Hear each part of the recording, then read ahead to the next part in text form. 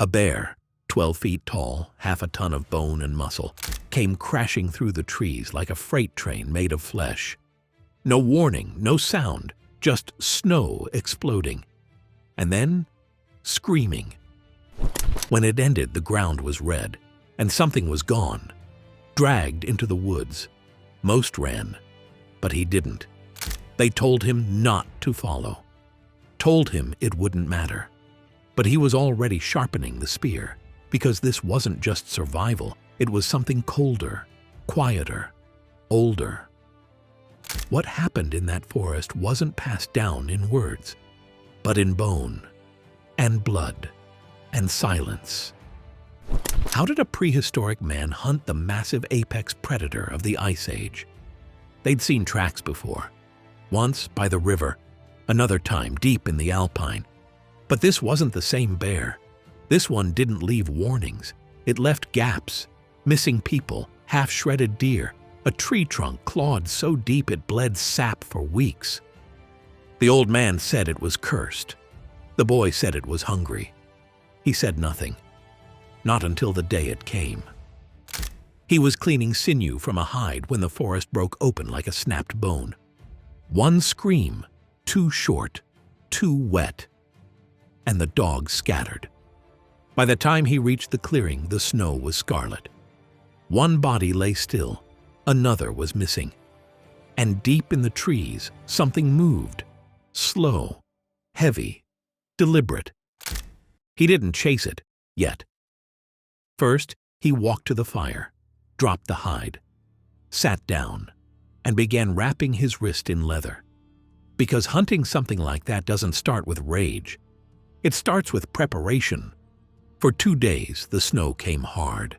But the tracks didn't vanish. They deepened. Each print was the size of a helmet.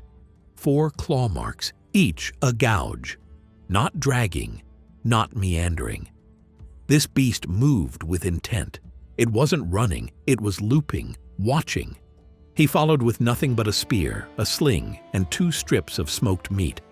He wore no armor. Armor makes noise. His ribs ached from a hunt weeks ago. The swelling hadn't gone down. His left eye still blurred in cold wind. But the cold didn't stop him. Pain didn't stop him. He walked because something else moved his legs, something that lived in silence. He found a shredded elk, ribcage torn open, skull crushed flat. Not eaten, just broken. That's when he knew. This bear wasn't hungry. It was angry. He heard it before he saw it. Not a growl, but breath. Hot, wet, heavy. He crouched behind a split pine, watched the creature step into the open. It was enormous, hunched at first, then upright, like a man made of mountains. Scarred across the jaw, one eye clouded white, a gash on its shoulder, half healed. This wasn't its first fight, and it moved like it didn't fear another. He could smell it now. Blood, hair, rot. He raised the spear, not to throw, to hold. Because you don't kill something like this from a distance. You wait, and when it charges, you don't run. You time the wind. You feel the earth. You aim for the soft place under the jaw, and you hope your body moves before your fear does. But the bear turned and vanished. Not with panic, but with patience. This wasn't a beast. It was a tactician. As night came, he didn't sleep. Not because of fear, but because the bear let him hear it. Stalked him in circles, cracked twigs just loud enough. The fire burned low, shadows twitched, and still it waited. When it came fast. No roar, just motion, just impact. It slammed into him with the force of a tree fall. He didn't have time to scream. His shoulder snapped as he hit the ground. Snow and blood filled his mouth. The spear clattered away. But instinct, the kind that doesn't come from training but from the marrow, kicked in. He rolled beneath the swing, jammed his knife into the bear's leg. It roared, backed off, just enough. long enough for him to grab the spear.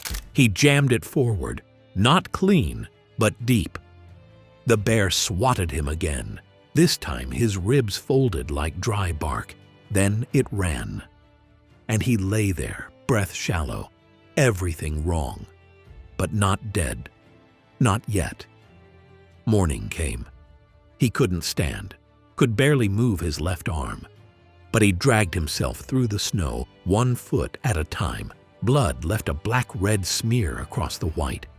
He packed his wounds with ash and moss, tied bark over the cracked ribs. Every breath was a blade, every step a decision.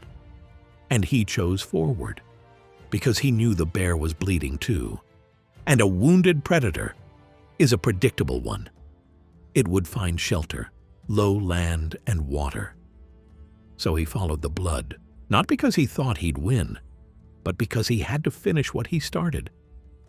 There are stories in every tribe of the one who doesn't break. This was how they began. The river basin was frozen shallow, and there it was. The bear lay still, breathing. Wounded in the leg, snow crusted with dried blood, its eyes opened, and so did his. He limped forward, spear raised, but the beast stood, and now they faced each other. Man and mountain, 2 beings made of pain and will. It charged again, slower this time. He didn't move. He waited. At the last second, he ducked, rolled under, and drove the spear up, through the armpit, into the lung. The bear bellowed. Blood sprayed. It twisted, slashed. He fell, but he didn't let go. He held the shaft, shoved it deeper, into ribs, through tissue, into the heart. The beast collapsed. On him. Silence. Then breath. Then nothing. They say he limped back 3 days later, barely alive, covered in blood that wasn't all his. But he said nothing, just dropped the spear he'd pulled from the bear's mouth into the fire, and sat down. The elders thought it was a spirit. The young watched in awe, and the story spread, not just of the kill, but of the crawl, the wound, the silence, and the will to face what no one else would. Modern archaeologists studied the skeleton. Ribs healed at sharp angles, a spear tip fused into the bear's shoulder, bite marks on the femur. Dislocated shoulder, fractures in the jaw. He should have died 10 times. But he didn't. Why? Because Cro-Magnons weren't just stronger. They were meaner, fiercer, thicker bones, more red blood cells, and a pain tolerance we can't measure today. Their medicine? Fire, bark, and pure rage. They didn't pray for healing. They built it with stone and instinct. This story didn't survive because it was told. It survived because it was earned. Etched into fang, carved into cave wall, passed from firelight to firelight for 30,000 years. You can feel it now, can't you? That flicker in your chest, that voice that says, I wouldn't have run either. Because somewhere inside you is the scar. We don't just descend from survivors. We descend from monsters who crawled through ice and blood and stood back up.